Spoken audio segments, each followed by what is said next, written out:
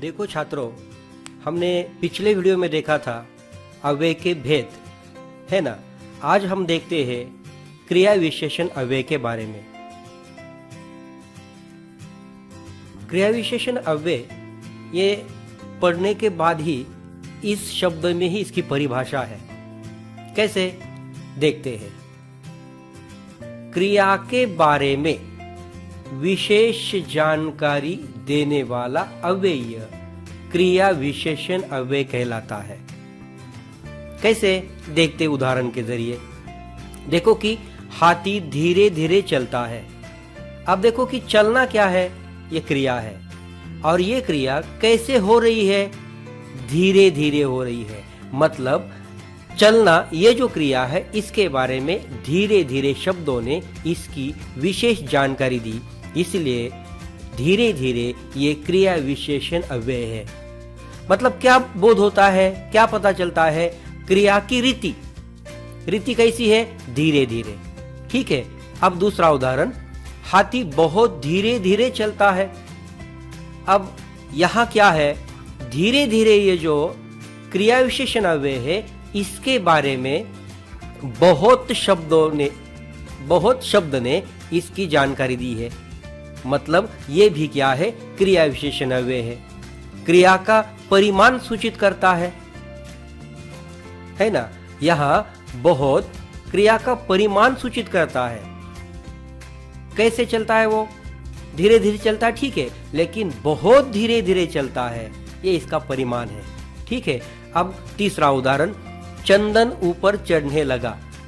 चढ़ने की क्रिया है।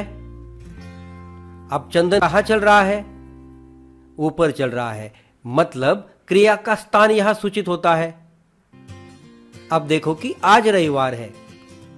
आज ये क्या है, क्रिया का समय कौन सा है ये हमें पता चलता है।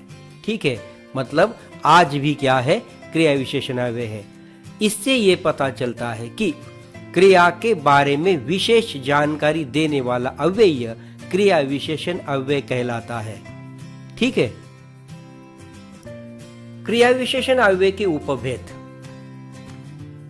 कालवाचक क्रिया विशेषण अव्यय, ये पहले हम देखते हैं। कालवाचक विशेषण अव्यय।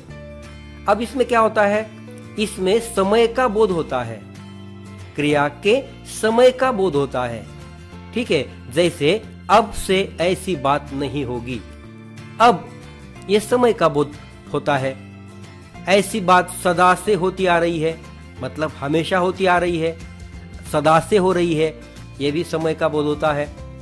वह कब आया, कब, ये समय का बोध होता है। इस प्रकार जिसमें समय का बोध होता है, काल का बोध होता है, इसे कालवाचक क्रिया विशेषण अव्यय कहते हैं। अब कालवाचक क्रिया विशेषण अव्यय कौन कौन से हैं, आज, कल, तुरंत। मैं इसे मार्क कर देता हूं।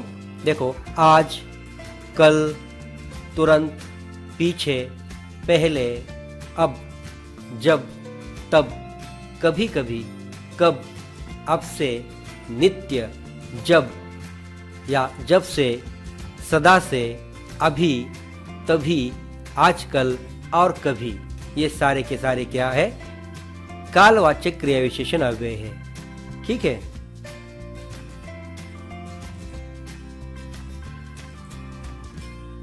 अब स्थानवाचक क्रिया विशेषण अव्यय। नाम से ही पता चलता है कि क्रिया कहां हो रही है इसका बोध होता है। मतलब क्रिया के स्थान का बोध होता है ना। जैसे यहां, वहां, कहां, जहां, यहां से, वहां से, उधर से। यह क्या होता है कि क्रिया के बारे में उसका जो स्थान है इसका ये बोध होता है या पता चलता है।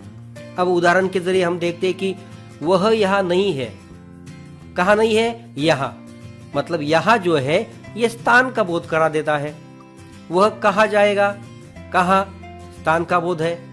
वहां कोई नहीं है, वहां स्थान का बोध है। जहां तुम हो वहां मैं हूं।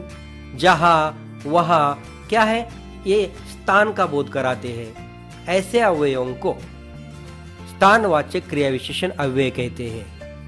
ठीक है। अब आगे देखते हैं दिशावाचक क्रिया विशेषण अव्यय। दिशावाचक, दिशा है ना, इस अव्यय से दिशा का बोध होता है। किसका ज्ञान होता है? दिशा का। जैसे इधर, उधर, जिधर, दूर, परे, अलग, दाहिने, बाएं, आर पार, ये क्या है? दिशा बोधक है। ठीक है, जैसे कि उदाहरण के तौर पर हम देखते, इधर वह नहीं आया। किधर नहीं आया? इधर, मतलब ये दिशा का बोध करा देता है। वह दूर से आया है। दूर से, दूर क्या है? दिशावाचक क्रिया विशेषण अव्यय है। मेरे दाहिने हाथ में घड़ी है। दाहिने मतलब ये भी दिशावाचक क्रिया विशेषण अव्यय है। ठीक है। रीतिवाचक क्रिया विशेषण अव्यय।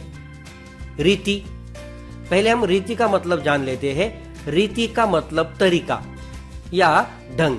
ठीक है, मतलब इस अव्यय से क्रिया के ढंग का बोध होता है या क्रिया के तरीका किस प्रकार का है इसका बोध होता है। जैसे कि शेर तेज भागता है।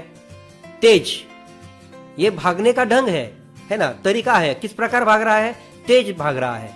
ठीक है। अचानक मेरे सामने शेर आ गया। कैसे आ गया? अचानक, मतलब एक प्रकार का वो तरीका है। ठीक है। लगातार बारिश हो रही है। लगातार, ये क्या है? बारिश बरसने का एक प्रकार का ढंग है, तरीका है। किस प्रकार बरस रही है? लगातार बरस रही है। ये इस प्रकार तेज, अचानक, लगातार, ये क्या है? रीतिवाचक क्रिया विशेषण अव्यय है। जैसे कि तेज, धीरे धीरे, अचानक, एकाएक, सहसा, ये सारे के सारे क्या है? रीतिवाचक क्रिया विशेषण अव्यय है। ठीक है। धन्यवाद।